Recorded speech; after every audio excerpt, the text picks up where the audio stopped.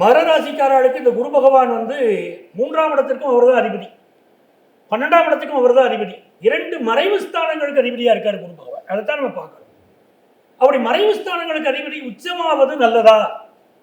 ஜோதிட சாஸ்திரத்தில் என்ன சொல்றோம்? மறைவு ஸ்தானங்களுடைய தசாபுத்திகள் நடக்கும்போது அது சில பாதிப்புகளை தருதே. மறைஞ்சுதானே வாழ வேணும், வாழ்ந்தா தானே நன்மையா இருக்குங்கிறோம். இப்போ அவர் உச்சமாகணும்னு பாக்குறாரு. அப்ப என்ன ஆகுறது? எந்த ஒரு செயலை செய்கிற போதும் பலர் உங்களை உன்னிப்பாக கவனித்துக் கொண்டிருப்பார்கள். மகர ராசிக்காரர்களுக்கு இவ என்ன பண்ணணும்? மறைவா நினைச்சு ஒரு விஷயத்தை பண்ணிட்டு இருப்பா. வெளியாளுக்கு தெரியாது, யாருக்கு தெரிய போறது அப்படின்னு நினைச்சிட்டு இருப்பா. இப்போ அது வெளிச்சம் போட்டு காட்டின மாதிரி எல்லாருக்கும் தெரியும். அப்ப இந்த பிரச்சனைகள் வரக்கூடாது. நான் என்ன பண்ணணும் அப்படின்னா, நல்லவாளுடைய துணை வேணும், நல்ல அட்வைசர் வேணும். மகர ராசிக்கு இப்ப யார் தேவைன்னா நல்ல அட்வைசர் தேவை. அவ வந்து இது தப்பு, இது சரி, நீ இப்படித்தான் நடந்துக்கணும் அப்படின்னு சொல்லணும். ஏன்னா நேற்றுக்கு வரைக்கும் நான் நடந்த தவறுகளை திருத்திக் கொள்ளக்கூடிய காலம், என்ன தப்பு பண்ணினோமோ அந்த தப்புகளை திருத்திக் கொள்ளக்கூடிய காலம்.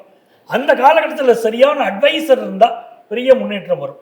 பலருக்கு பார்த்தீங்கன்னா ஃபாரின் போகக்கூடிய ஆப்பர்ச்சுனிட்டிஸ் இருக்கும். சரி ஃபாரின் போறாய்வா அப்படின்னு பார்த்தா ஏற்கனவே வெளிநாட்டில் இருப்பாள், அவளுக்கு அங்கே பார்த்தீங்கன்னா விசா ப்ராப்ளம், அதனால இந்தியாவுக்கு திரும்பி வரவாளும் பல பேர் உண்டு. மகர ராசியில் அவாவா ஜாதகத்தை பொறுத்தது அமையிறது. ஆச்சா, இந்த காலகட்டத்தில் நிறைய பயணங்கள் அமையும், முயற்சிகள் வெற்றி பெறும். வேலை தேடிட்டே இருக்கேன், இன்டர்வியூ அட்டன் பண்றேன், எனக்கு வேலையே கிடைக்கலைன்னா இப்போ நல்ல வேலை வாய்ப்புகள் அது கிடைக்கும். இந்த கழுத்து பகுதிகள், தொண்டை பகுதிகளில் சிலருக்கு இப்போ பிரச்சனை இருக்கும். அப்போ அதுக்குரிய மெடிக்கல் பிரைஸை கரெக்டாக பார்த்து எடுத்துக்கணும். கல்யாணம் ஆகாதவா, அதுதான் ரொம்ப முக்கியம்.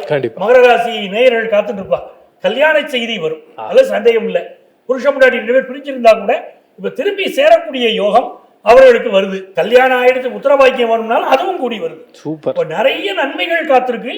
ஆனால் மறைமுக எதிரிகள் விஷயம், அவங்களுக்கு வந்து தெரியாது நினைக்கக்கூடிய விஷயங்கள் தெரிந்து போவதற்கு வாய்ப்பு இருக்கிறதுனால கொஞ்சம் கவனமா இருக்கு.